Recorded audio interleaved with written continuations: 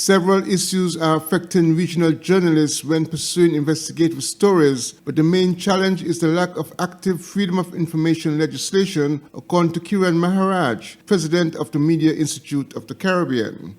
President Maharaj believes also that policies concerning data protection and the protection of whistleblowers are equally important for investigative journalism in the Caribbean community member states.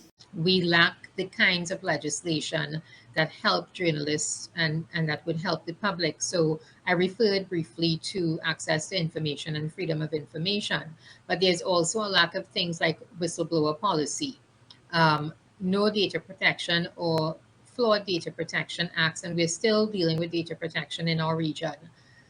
Procurement policy and procurement acts, where we can actually see who are contracts being given to. There have been complaints in the region that sometimes these contracts are not given to even help the smaller contractors and so on.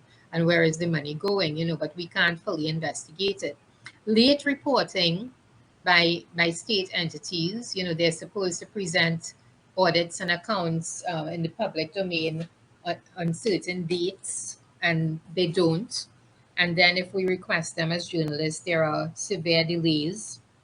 But that is another major issue. So legislation really is an area we need to tighten up on. I have to tell you, though, that I think more and more we are seeing the legal minds and we're seeing influencers becoming more involved in the discussion and wanting to ensure that these measures are put in place.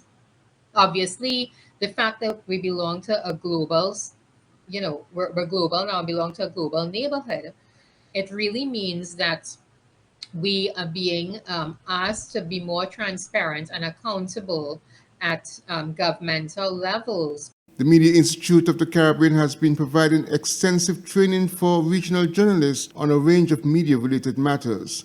Glenn Bart reporting for SK Newsline.